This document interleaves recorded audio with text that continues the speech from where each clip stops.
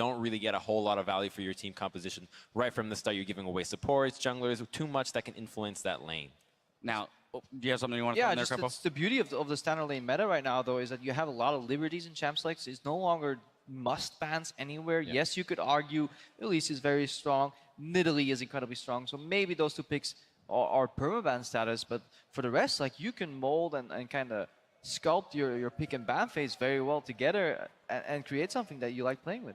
All right, well, as we have seen on our screens here, the players have made their way back to the stage. They are prepared and ready to dive back into Champion Select. So one more time, we're going to throw it back to our casters in Jat, Quick Shot, and Spawn to get us into game. Thank you very much, Sir Dashington. We are about to jump into TSM versus Royal Never Give Up. Just another quick reminder, ASOL is temporarily disabled while the QA team investigates throughout the night. We will do another update, obviously, tomorrow before broadcast, but without Aurelion Sol, does Royal Never Give Up ban the 3 junglers again? Where do you think they go with the direction? The analyst desk already hinted at a few options. I think it's incredibly hard to tell, and you're going to have to start kind of going into a blind. The last time we saw this situation, we actually saw a nearly identical pick and ban phase. This was against TSM and COG, and then they just switched the last pick. So if RNG thinks there is an analog to Aurelion Sol that can fit their wave clear and team fighting issues, I don't see a large reason for them to change much, unless TSM went into the back room or RNG went into the back room and thought they lost that draft terribly. Otherwise, I think they do the same thing. I think that if you get the same pick ban, Azir is a very good pick right now for RNG that can match the shop and actually keeps things like the Skarner as well as the Cannon out if we go completely mirrored team compositions here. So I think that they would be pretty happy with that. No change yet. It was a first pick Nami last time round. And is it going to get locked? It is locked. I thought he locked it. Yeah, it is locked. It is locked. He did. Oh my. Quick shot. My heart. I know. The graphics threw me off just a little bit, but TSM have pivoted. So with the jungle champion pool pinched, no Skarner for Svenskeren. Yeah, and this actually tweaks the pick and ban phase a lot. And quite honestly, this whole situation sucks for everyone involved. They have to completely pivot their pick and ban phase. It completely matters on how quickly you can adapt. These guys spent a month on their previous pick and ban phase, so to speak, to get to the first game, and they've had 20 minutes for their next one. So it is a very quickly evolving scenario, and it's really about mental strength and adaptability right now. And because TSM has decided to switch it up, they think they're going to be stronger at this game. They think they can adapt faster. That's why they lock in Lee Sin. And you know, history would show that that's probably the case right now. RNG has been rattled in series and been slow to react. So I like the fact that TSM is the team that is willing to pull that curveball out. And we'll see now whether RNG sticks to a very similar draft and gets another aggressive jungler, or whether they go completely off the wall. Well, TSM once again get the Nami. Please disregard the visual bug on Lee Sin and that timer. This is the picks of bans as far as the graphics are concerned. The Cassiopeia was stolen away by Xiao, who Bjergsen had locked it in previously. And now TSM got the duo, got the jungler, leaving their solo lanes till last rotation, waiting for RNG to reveal a little bit more information. I think it's really interesting that TSM have decided to go for the Jhin when they still could have just gotten the Ezreal Nami bottom lane, which they picked early last game. But it probably has a little bit to do with the Cassiopeia and the Rumble and being able to zone them out of team fights a little bit, since especially with those 2 picks and all the jungle bans, a tanky jungler isn't that likely. So therefore the Jhin ultimates could actually do a lot of poke pre-fight, and TSM is continuing to try and change things up. But your setup has to be so good because, I mean, if you get a Bard ultimate thrown at you as a Jhin, you stop your ultimate. You get a Rumble ultimate thrown at you as a Jhin, you die. So there's a little bit of a difference there, and I'll be interested to see how Doublelift and TSM play around that vision that you need as a Jhin to start up these fights. Yeah, so much change. We see the Hecarim being pulled out. That's definitely not Skarner on that side. Orianna has gotten pulled out for Bjergsen. It's something he practiced a whole bunch in solo queue. It had some buffs coming towards 6.18. It's the first one we see at Worlds. I do not think it will be the last. And it's a lot of support actually revolving around a Jhin so far for TSM. It's not a world championship without an Orianna at some point, chat. And it's actually the matchup that even the analyst desk was talking about, you know, in terms of what options Xiaohu could have run into the Cassiopeia in conjunction with the rest of the team composition. I think this wanna go fast comp is already terrifying, and Marta has locked in Alistar. And I think that Marta said it in spring, give me Alistar and I will win you the game. and he throws down the gauntlet because that is a punishing duo lane to go up against. And they're not going to have the wave control now because they've given away melee versus range. How are they going to play this lane is my question. The Jhin Nami is devastating to the Alistair Sivir, and it's not like MLXG can provide a lot of early jungle pressure on the Hecarim. This is risky from RNG to try and pick the stronger team fight and better late game support, because he'd be able to tank up a lot of the ultimates that come out of TSM. But boy, do they have a lot of faith in themselves if they think they can win this lane against Jhin Nami. A lot of a gauntlet thrown down. TSM have to take advantage of the early game strengths, because if they allow RNG to get to the mid to late game with this team composition, they are literally at risk of being run over. Yeah, and the scary thing for TSM is you've also picked a 5v5 team fighting comp, and you're going up against some of the best in the business when you look at what RNG do with these Deathball comps. So incredibly excited to see how TSM can execute in that late game if it does get there. The early game is going to be incredibly difficult to get through. If TSM get their way, it will not get there. And with some very strong laners, especially in that top and bottom lane, and Lee Sin as well. Svenskeren, what can you do?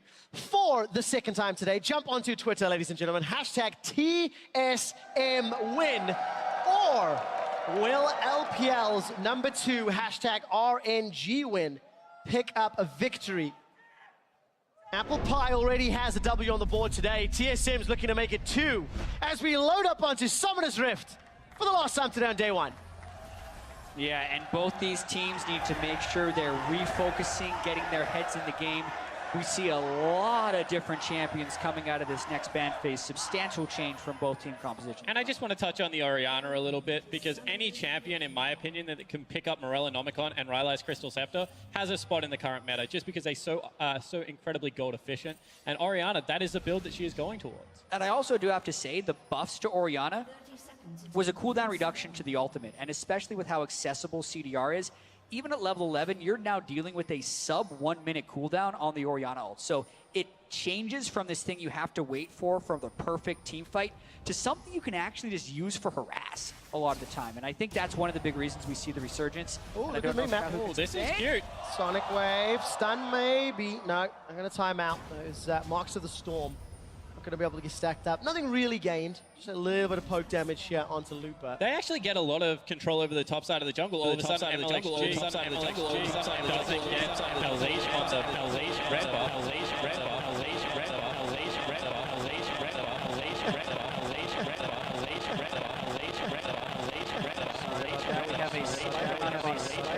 Hopefully it's not coming across on the screen.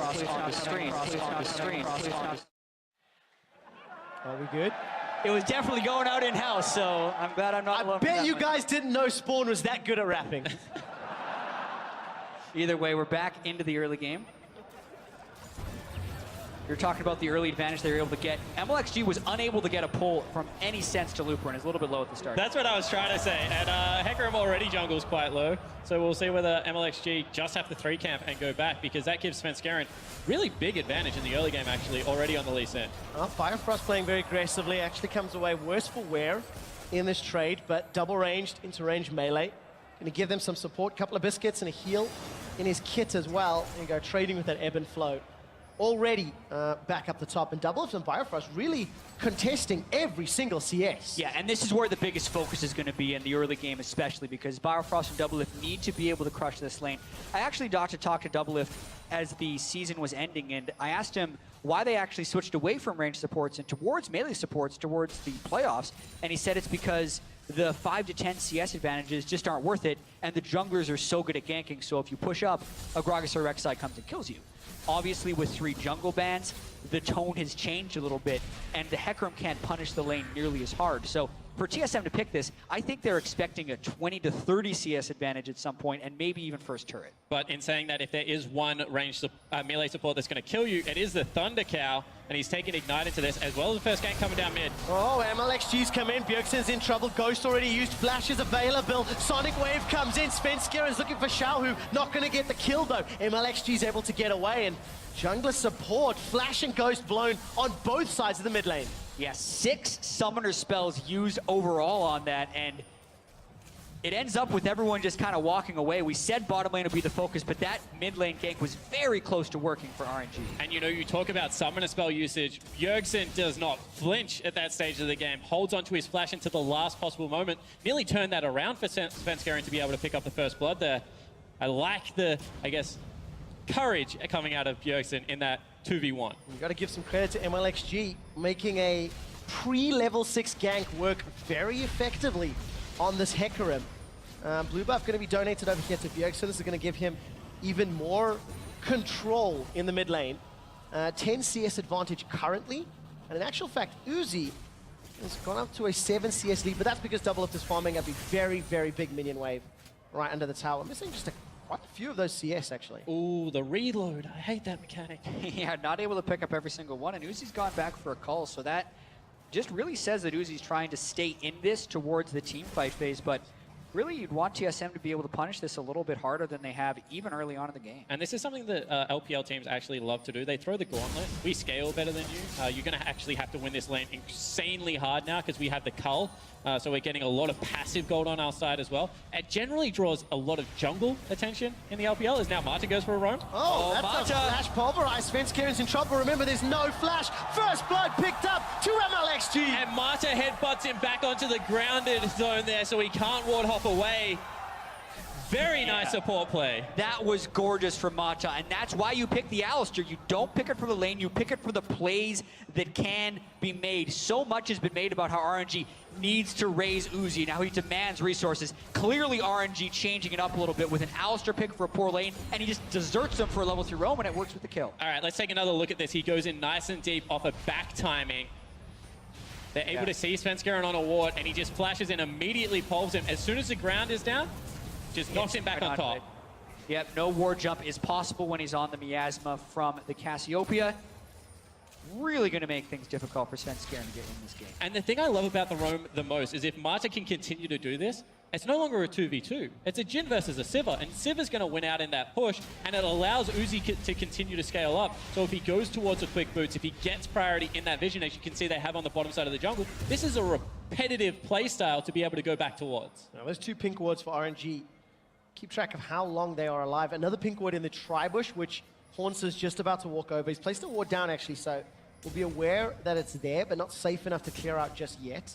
And Svenskeren, we caught a quick glimpse of him stealing away that Raptor camp from RNG. We're at an even game as far as gold is concerned, but first blood in RNG's pockets, making up for the CS deficits in multiple lanes. I do think those pink wards, though, kind of tell us where RNG's head's at. A lot of times, 6 minutes into the game, you're trying to get river control with your pink wards, yet they place 2 pink wards inside the jungle of TSM.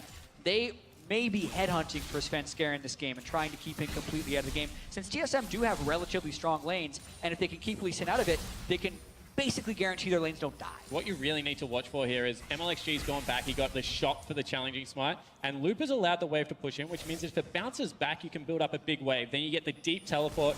It's actually not available. So this is a play that you would run with teleport a lot in the LPL. I don't think it's going to be worthwhile 3v2, so we'll see whether they can actually play towards the bottom half of the map. And I think there's going to be a lot of jungle invading going on right here, although Svenskeren doesn't have a tracker's knife yet. And like you said, MLXG has the challenging smite. Gotta be scared of the level 6 Lee Sin, though. Yeah, versus level 5. MLXG gonna back away. Support coming from TSM already. Bjergsen's inside the jungle. Haunts had been running in for a few moments, and they're contesting the red. Yeah, you have a 13 CS advantage in the top lane, a 14 CS advantage in the mid lane, and because they're both shoved in, it's a very easy move for TSM, not being daunted by the kill that Svenskeren suffered earlier, and he's able to just go and take a red for very little congestion.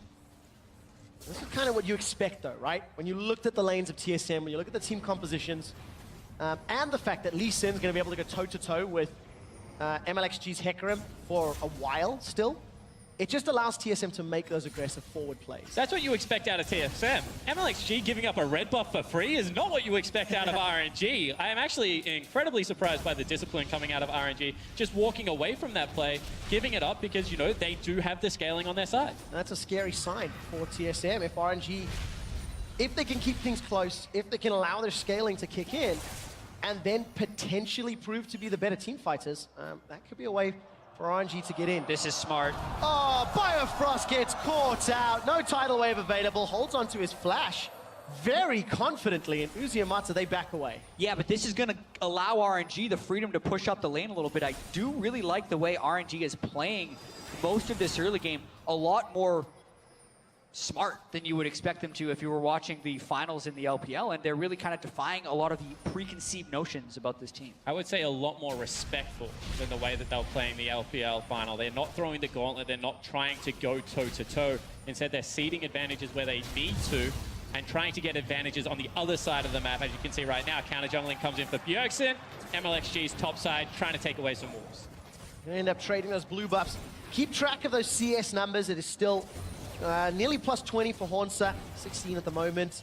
In the mid lane, plus 13, plus 10 in the AD carry role. So those laners for TSM are doing well, but not well enough. We're approaching 10 minutes on the clock, and it is basically an even game. Svenskeren may want to change that. Collapsed on. Sonic Wave, Ward Hop, the Sonic Wave connects! Svenskeren follows him over the wall, but MLXG's running at a mile a minute. He's got the close down, flash forward, Sonic Wave, Dragon's Rage, Svenskeren gets the kill! That was a great play by Svenskeren right there, chasing MLXG all the way from river to the inner turret. Exactly why he wants to pick Lee Sin. Despite giving up first blood, no fear, landing every single skill shot. And this is just so incredibly impressive. I mean, able to land the first Q past Harold, but then follows up, has the confidence to be able to flash and land the second Q, gets the execute damage, and then follows it up. That is beautiful play. Yeah, and he's able to do that and invade so deeply because the solo lanes are struggling so far for RNG. I definitely do think Bjergsen and Hansa are doing quite well, and it is one of the things that RNG struggled with a little bit in the summer split is Uzi was the lane that was winning, and Xiaohu and Looper weren't doing as well as you would have expected. The main thing I'm impressed with so far, though, is just how subdued this game has been, despite the expectations from RNG. Ooh. Big flash there from Double Lift. Bubble onto Mata. Unbreakable Will comes out. Mata's going low. Double Lift's got Curtain Call. May want to throw it down for RNG. Dancing Grenade comes out on the hunt from Uzi. Teleport matched by Hornsa about a second later, though. The curtain is called. Shots being fired. Teleport arrives. Here comes Hornsa. He's deciding not to flash just yet. Teleport's blown. Ultimates, summoners, and nobody goes down. Who are you and what have you done with RNG? I mean, there were so many times they looked like they wanted to pull the trigger there, but the play continues. Well, 5 people bottom. There's the trigger, it's been pulled. Mata gets rooted, Shockwave whiffs. That's not what we're expecting. Tidal Wave goes wide and Uzi has cleared the wave out. TSM peeled back. They may look to take Dragon. But instead it's TSM with the force this time around. I mean, RNG able to back away from the situation. They get their recalls in, Waves in a pretty good position, especially top that's pushing back towards Looper. So TSM maybe get a little bit antsy with that call. Yeah, and I think a lot of it has to do with the fact that they're expecting to jump ahead in this game. They do not want to get to 30-minute team fights against a big Alistar, a 3-item Sivir, a 4-item Cassiopeia, and the Rumble plus Hecarim. They just are outclassed as far as a champion perspective in that team fight. So the small advantages they have early, they're trying to push really hard. At what point do we say it's not enough? Bjergsen with Svenskeren inside RNG's red buff. It's still only a 400 gold game. Items have been picked up, and up in the top lane, Loop is now going to be in trouble. The recipient of another dive. No flash available for Sven, but a good stun from the Slicing Maelstrom. This should be a relatively easy kill, unless MLXG can get involved. Looking at the minimap, Xiaohu's coming up from the jungle, and Sven's in trouble. Onslaught of Shadows available. MLXG jumps out, but Sven gets away. Unfortunately, Haunts has found Xiaohu. Xiaohu not going to use the Petrifying Gaze, and Sven makes it out alive. Another time Svenskeren outplays MLXG, this time a lot closer, but that has to get into the head of the young jungler from RNG. We've seen some pretty sick Lee Sin plays already at Worlds between Revolta and the defeated BG and Svenskeren so far in this game. Just the gank itself was quite clean. I mean, this is the Rumble and the Lee Sin gank setup. It's a very strong combination. Stun, can't miss that Q, gets the kick. This is the easy part for TSM. It's the escape that's troubling. MLXG has the challenging smite. Looks like he's going to be able to get the damage, and Svenskeren knows MLXG has ultimate.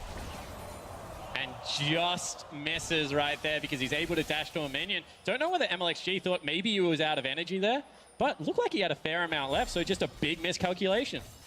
2 kills of the game to Svenskeren for TSM, and Biofrost, it's again playing very far forward, threatening the poke. It's Bjergsen that's the recipient. 142 CS to 111. He's leading the way and really giving Xiaohu a difficult time in that lane. Yeah, the Orianna has always been known as a strong laner. Bjergsen as well has been an incredibly strong laner. But so much of the assault from TSM does seem to come from Sven, and if he can make these plays happen, since Bjergsen has such an advantage in the mid lane, it's about his roams. I'm gonna find the CC from Double to Biofrost. Sonic Wave fishing just a little bit, not really sniffing anything out. Teleport is not available for either top laner, so this could be a 4-on-4. But TSM are slightly tighter grouped. Xiaohu would have to come in from a flank, and TSM are committing to this buff steal. One more time, disciplined play out of RNG. They back away. They're giving away a lot of advantages right now. It's out to 1,000 gold lead, but they just feel like they cannot fight at this stage of the game. And if that's the case, don't give away a bigger advantage. I agree with the call, but you have to think when they do start to try and take these fights, because right now it is starting a snowball. Yeah, getting the Ocean Drake is very good for TSM as the lane phase extends here. This is a really strange game from RNG that I've seen. Sven Skeren has found Xiaohu delivers the shockwave. That was exceptional. TSM are not done yet. Uzi and Mata, they were going toe-to-toe. Sven connects with another Sonic Wave. That thing is not missing today. Sven's going to back away from that fight. There was definitely a fight in the bottom lane. Ultimates and summoner spells were used. Sven Skeren's on fire. Yeah. I mean, he's absolutely torching the entire RNG lineup right now. The last second takes the Q and just blows up Xiaohu, and now that mid lane turret's going to fall down. Yeah, this has been a bit of the Sven Skeren show, but I also kind of want to double back to RNG, because I was one of RNG's biggest advocates running up into this tournament, thinking about the individual skill of these guys and how they could win lanes, and then maybe they could have the communication to transition to the team fights. What I did not expect were losing lanes all across the map with a weak early pressure jungler. That was the surprising thing. But watching this play one more time, kicks him first, guarantees the Q land, then he followed him over. But sorry, Jack got to jump back. Double Lift's in trouble. He will go down. Uzi and Mata, they win the 2v2. Level 9 and 8. Now Biofrost is a target. Uzi and Mata decide not to dive. No Unbreakable will, but here comes MLXG. Onslaught of Shadows is available, and Biofrost needs to back away. And RNG kind of silencing two critics at one time. The critics that are telling them to stop camping for Uzi, who's the only successful lane right now, as well as the fact that that's one against the tide. Do want to go back to your point, however, how well Haunter and Bjergsen has set up successful top side of the map right now has meant that the gameplay out of RNG has to go bottom lane because no one else is winning. Exactly, and the Sivir can have tremendous late game scaling as well as Mata being the man to set everything up. That is RNG's way of getting back into the game, because even though there's a 40 CS differential in the mid lane, Xiaohu and Looper will be effective once they're able to get the items, if they're able to get to the late game. It's about RNG actually being able to lower the number of fights and continue to wave clear and work around Mata's engagement. And with that comes actual vision control. It's good to see, you know, a couple members go back, pick up the pinks. You need to be able to sweep out those deep flanks. Teleport's nearly available from the cannon. We've already seen Sven Skeren behind enemy lines so many times. As we take another look at that bottom lane play, this is just Mata walking at the duo. And honestly, Biofrost and Double Lift don't have vision and don't respect it. Oopsie. Yeah, not good play there by TSM. Biofrost then completely misses the bubble onto Uzi from the looks of it. Oh, and it's happening again. This is not a replay. This is live. Biofrost gets taken down once more.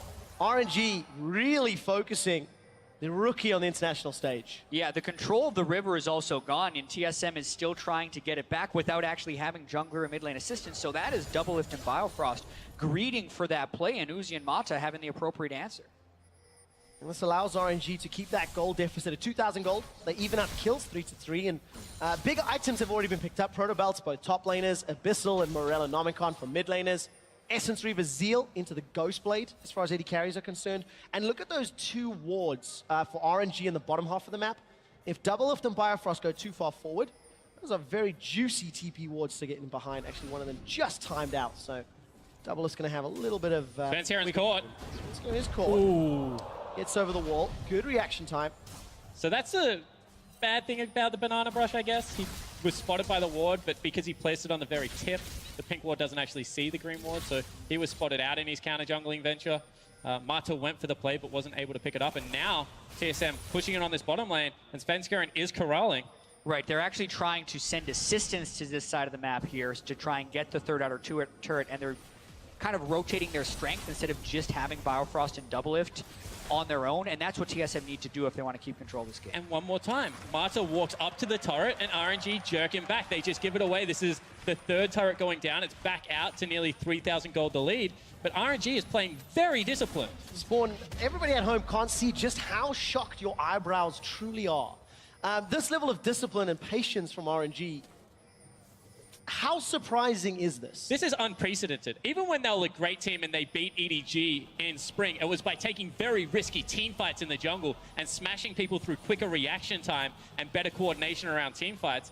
I've actually never seen an RNG lineup play this slow and disciplined in the early game. Do you think this is a symptom or a consequence of the boot camp and really wanting to show up at Worlds? I think it has to be. I mean, they must be looking towards 5v5 team fighting because teams are beating them in the macro play. Speaking of which, there's the teleport from Looper. Oh, this is scary. TSM is slightly split. Hauncer's not going to join yet. Marta gets a double knock-up and double lift is down. Biofrost sends out the tidal wave. It does nothing. Hauncer's looking for Uzi. Svenskerin's going to find him. That's a 2-for-1 so far, but it will not matter. Shockwave gets 2. Bjergsen's forced to run for his life. A 4-for-1 in favor of RNG. And that fight was a massacre in the favor of RNG. Doublelift didn't have a chance to react in that one. He was in the river where they haven't had pressure all game, yet he consistently keeps going back there. The Hecarim just destroys him as the Rumble Lock comes down, and then they even extend farther to try and kill Uzi. While Bjergsen was on the other side of the fight, it was a very poorly played fight by TSM overall, and the patience that RNG had throughout most of the mid-game was rewarded right there as they set up a very nice team fight. At least their team fighting still looks the same. Deep teleport coming out. We had already pointed out so many times how RNG likes to do this, and Marta, without hesitation, flash pulls, gets Uzi back into the team, and they blow everyone up. Only Uzi being the casualty. I meant double lift, of course. Yeah, and then Hauncer completes his teleport. They could have bailed out there, but they end up bringing the flash on the Kennen and the Lee Sin, only to both fall. And Bjergsen, because he'd taken the other route around, ends up ceding 3 kills to Xiaohu. And RNG, with an incredibly scary team-fighting team, made it to 20 minutes with an 800 gold deficit. And all of a sudden, the one lane that was really snowballing out of control, 4 TCS in the mid lane, now has 4 kills on the Cassiopeia and 2 completed items. RNG re-sees control of the team fights. Such a big swing in momentum. RNG looking to contest that blue buff, decided against it though. Instead peeled away, focused the tower. That will be the second tower of the game. Really easily picked up, and it is an even game at 21.5 minutes. They don't take the jungle fight, they take the top lane turret. RNG with a semblance of macro play, dare I say it. Prioritizing the correct objective here and getting good deep vision control. Yeah, a lot of practice, I would have to imagine, coming in for these guys and really trying to show up at Worlds. It's not like they had a terrible showing at the Mid-Season Invitational before they changed out the AD carry. Then they were playing faster than people were expecting, but still that requires a macro sense in the game. It definitely feels like they may have changed philosophies just a little bit, especially in the draft phase here, going for the Alistar, which is completely unexpected, but being able to avoid the punishment, and then now capitalizing on the mid-game. And of course, this is one of the best macro supports of all time. We're still talking about Marta. He hasn't played this way recently, but I'm sure with some preparation, going away for a month, really having some deep reflection, he said that he wasn't playing for the laning phase, that he was playing more to win the rest of the map. And it looks like, with some studying, has actually got a very good grasp on the current meta, because they lost the early part of the laning phase, but then brought it back. Look at that vision. Thank you, observers, for highlighting it. That allowed them to take that tower earlier. Very safe, very securely. Items continuing to spike up here. Infinity Edge closer and closer for Uzi. He's got that crit cloak as well as a BF sword and a Zeal. It's just getting very, very scary for TSM. An even game at 22 minutes against that scaling and that teamfight power. And this is a build that Uzi goes when they want to stall out games, because it's incredible wave clear. I mean, you get an auto attack, you send down the ricochet, you send down the boomerang, and it pretty much clears out any wave. And that is going to deter a lot of the dives coming out. Just the flat AD is very good. Uzi's also always been a little bit of a gambling man. If he can go pickaxe or the crit cloak, he'll always go crit cloak. He does believe in the RNG and will try and win team fights off the back end of 1 or 2 crits. Hey, it's in front of his tag. So but for TSM, how do they bring themselves now back into this game? They've still got very strong champions at this stage in the game. Yeah. I think they try and get picks. and they try and capitalize on the fact that MLXG is a challenging smite jungler without Sightstone. So the amount of vision control that RNG can get out on the map is actually somewhat limited.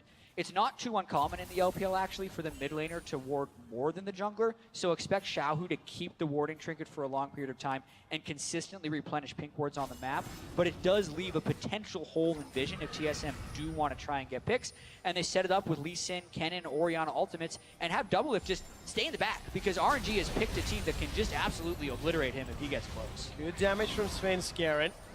MLXG gonna use that speed boost to get up, but Bjergsen's caught, he's down, he's dead, they got him. Mata got him again. He's 100% kill participation. That was a flash pulverize that ended up catching Bjergsen, and then they popped the grounded on him from Cassiopeia, so he can't even flash away. Beautiful pick and kill by RNG. Gonna allow them access into TSM's jungle. Hornza gets caught once again, grounded by that Cassiopeia. Xiaohu now trying to back away. Kill onto Mata, Svenskeren forced out.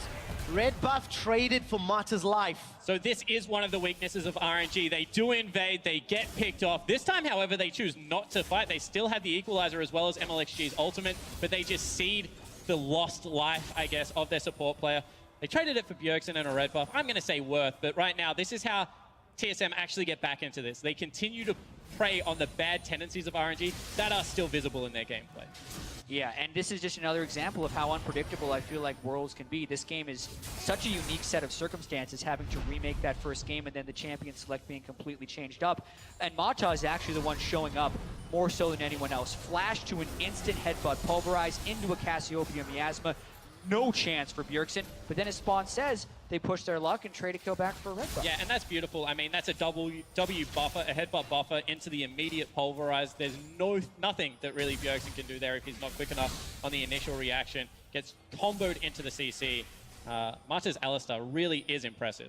Yeah, and I think this game is going to become very tense right now. You have 5 turrets down overall in the game. Only TSM's middle turret is the remaining outer turret on the game. The goal this close, RNG has shown a propensity for being able to find team fights kind of based on Mata's flash cooldown.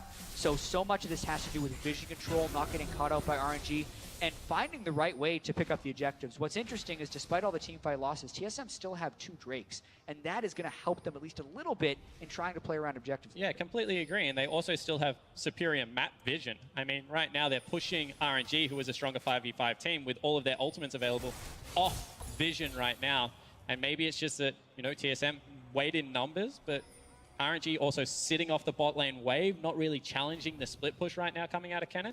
They really do look like they're still happy to stall this one out.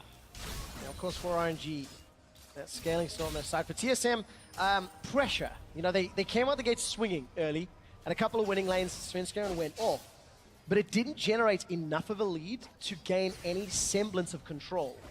And now they have to go toe-to-toe with one of the best team fighting teams in the world. No hesitation. So rarely missed skill shots on the side of RNG, and that's a tough mountain to climb. Yeah, and the backline damage of RNG with Sivir and Cassiopeia and Rumble is immense, and they still are able to pick a tank line with the Hecarim and the Alistar. So as far as getting the right team fights, they're very well prepared for that. But let's also not discount TSM's ability to start team fights.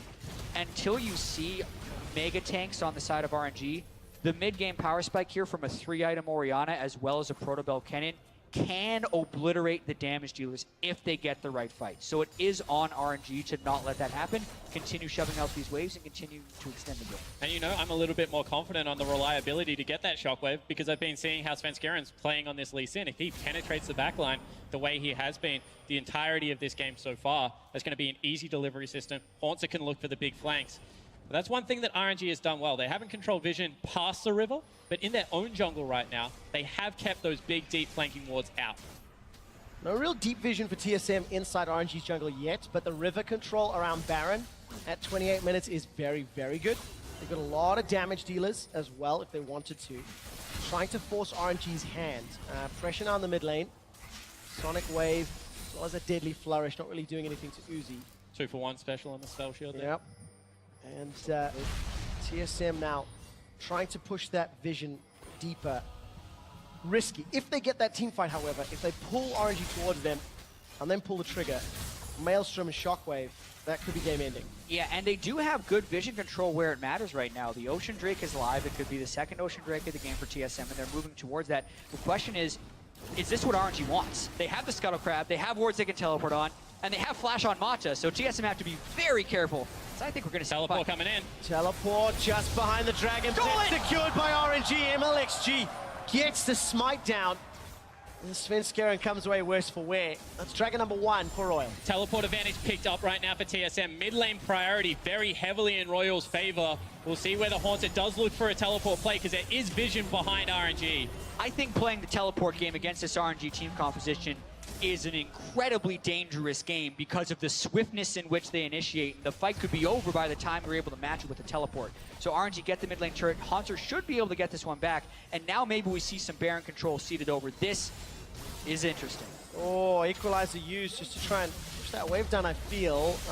Looper not doing the best. Haunter trades a tower. So in at bottom, losing Dragon for mid-outer. RNG 30 minutes in, still even in the important metrics and ahead in kills. RNG definitely wanted that team fight. You could see that Mata was positioning very aggressively. They dropped the equalizer. They don't get it, so a missed opportunity right now for RNG. But you can see how desperate they are to find these 5v5s, willing to challenge for Dragon, even with limited vision, willing to burn that teleport, and TSM actually keep them at bay and get a positive trade. And I'm really curious to see how the rest of this game is going to turn out since we're pretty much locked up in gold and RNG have the stronger team fighting composition. Because so much of RNG's game plan during the regular season is just force it Baron, make the other team come for you, that'll do it. Now there's a teleport advantage for TSM. Will TSM be able to use this against them, or would the brute force of RNG be able to win out? I remember us talking in terms of the prep coming into this, how RNG had moved away from that heavy ganking style of gameplay and moved more into that, if I recall correctly, jungle invading and vision style spawn. And that's sort of how this game played out. Mata got first blood onto Svenskeren via a great invade, has comboed with Uzi multiple times. This time, however, Svenskeren is able to get away. And that right there is just swing and a miss. They burned the Sivir ultimate. They don't even really gain much more vision control, and Svenskeren just got to ward hop away. All the while, they still have that teleport advantage on TSM's side. They completely do, but you can see how much more reactive TSM is now, waiting for some more items to come out. Honestly, this game feels like a time bomb now for RNG because this is their style of League of Legends. Heavy 5v5 focus. Looper is the one that calls the teleport. He's always been a very good teleport player, whatever you want to say about the rest of his play. And you feel like they do have the superior setup right now. The important thing for TSM is wrestle that back. Don't give it up because that's when RNG gets a little bit antsy and will maybe take a poor team fight to get things started up. And I think a lot of it comes down to execution. I think RNG is now favored in this game, evidenced by TSM playing a reactive style. And they have a lot of tools to be able to force fights with the Sivir, Alistar, Hecarim, and Rumble. Look at the minimap, look at the minimap. Mata's trying to find a flank. Mata's I way think he's going to behind get in him. behind TSM. TSM could be in trouble. There's a bunch of wards north and south of TSM's position, but Looper, no teleport available, so I'm getting a bit too excited. Mata decides to back away. Yeah, they call him off one more time. I mean, Mata backs away, and they know that time is still in their favor. He's looking for it one more time. He was spotted out. Svenskeren? Oh, again, looking for it on the hunt. Good flash. Oh my goodness. Three-man knockup. TSM are getting destroyed. They've already lost two. Bjergsen and Svenskeren trying to run for their lives. The shockwave's already used. Haunter goes golden, but he's going to get taken down. Knocked up once again by Mata. Mata still with 100% kill participation. RNG go for Baron. And that was just TSM not respecting the flank because they had a ward in the Raptor pit, a ward in the brush. They knew he was coming. They threw the gauntlet and they get destroyed. And they knew they really wanted to fight. Now RNG has 5 people at Baron. This would be a disastrous steal if Svenskeren able to get it. But Mata is so good on Alistar. The reactive flash by Bjergsen, good reaction time. But the fact that Mata didn't even care about that, and he saw the real prize, which was the 3-man pulverize, was excellent. Give me Alistar and I will win you the game. Svenskeren greeds for Uzi here. Headbutt onto Bjergsen, but massive pulverize. And then the CC is dodged by RNG. Looper Zonia's the shockwave as well as the cannon ultimate. Xiao Hu is just ghosting back away from the cannon ultimate. And Uzi is also staying for DPS at the back of the fight. This is what we talk about when we say RNG are the best team fighter. And this is why you don't team fight them. Individually, there was not one mistake made by an RNG member that time around. And they are so individually gifted that as long as they have Marta on a strong initiator, the rest of the team just follows up. And it always works out. Yeah, does seem to be the case right now. Focus down the bottom lane. Haunter just gets dropped. So easy for RNG. Onslaught of Shadows and on the hunt with Baron buff. They're pushing the tower. That's the thing. They have an Alistair ultimate still up to try and tank the turret. The Rumble ultimate is still up. Haunter is dead for another 40 seconds. How much can RNG get off this? Their Baron power play already up at 2,700 gold. And I said the reason I like Kennen is because not only the initiation, but the anti-dive the champion brings. Without him on the board, it is a much more realistic prospect that Marta gets underneath that turret and does try and start up one of these team fights. And here's the thing, RNG actually pull back yet again. Instead of waiting for the next minion wave while Haunter is dead and trying to dive an inhibitor turret, they move mid, they play the vision, they're going for the easier turret, the outer in the mid lane. Another initiation tool gone for TSM right now, and it is still RNG jockeying for position around the map. Marta steps on the trap, is going to get triggered. No flash available this time around, not even needed. Just the presence alone of Marta allows another tower to fall. This is bizarre. It's been a rather bizarre day, I would say. But at the same time, when we were walking into this game, I did not see TSM as heavy favorites against RNG. I saw them as slight favorites against RNG, and it really depended on how well RNG had practiced since their disappointing final in the LPL. Looks like they practiced pretty well. Another easy kill. And just one more time, not respecting vision control, MLXG continues the chase, but really it's Haunter they want. It is Haunter they want. Hourglass is available. Biofrost actually throws down the tidal wave, anticipating more aggression. And chat, you were saying it. RNG, they've come in looking phenomenally well prepared, exquisitely disciplined, and they're just playing fantastic League of Legends. Yeah, and I think what Spawn was talking about this being odd is just look at the mid lane. They're down 90 CS, but they're up 70 CS where they actually were in a disadvantaged matchup early in the game, and that matchup was never able to be exploited by TSM, who had been such a dominant bottom lane domestically. And really, this wasn't MLXG camping out for Uzi. Not at all. This was Marta joining up with MLXG, finding the enemy jungler, being able to punish, and actually get MLXG back into the game, because you have to remember, Svenskeren was styling on RNG's jungler earlier on. On the hunt was thrown down, in fact. Yeah, they see Bjergsen again. Shockwave doesn't hit anybody. Bjergsen just gets run down. Cut through like a hot knife through butter. 50 seconds on the death time in RNG. They're setting their sights on the inhibitor turrets. TSM at this point in the game look out of sorts. They have been caught so many times, and now Sven tries to go in. They're trying to engage. A lot of damage on the Xiaohu. That is the shutdown, but the equalizer gets one back into Svenskeren. Haunter, the gate is closed. He gets booted backwards. Knocked out goes Golden. Will get shut down by RNG. MLXG's not done. Marta finds double lift, and Uzi gets the triple kill with the boomerang, and they go back for the base. And with no hesitation, RNG pull the trigger into the base. They're going to open this one up, and it might even be game. Yeah, Bjergsen's still down for 15, 40 seconds on Haunter and double lift. Uzi is huge, 7 kills. They're going for the game. They are indeed. The Nexus turret is the focus. MLXG's got a GA. Not even going to need it. Nexus turret number 2. RNG take down TSM. RNG destroy the hometown heroes and are victorious against Team Solo Mid. And after the events that transpired before this game even happened, the Aurelion Sol pick by RNG, not being able to play it, having picks and bans remade, and Lee Sin taken away from them, they let none of this phase them. They played smart, they played respect.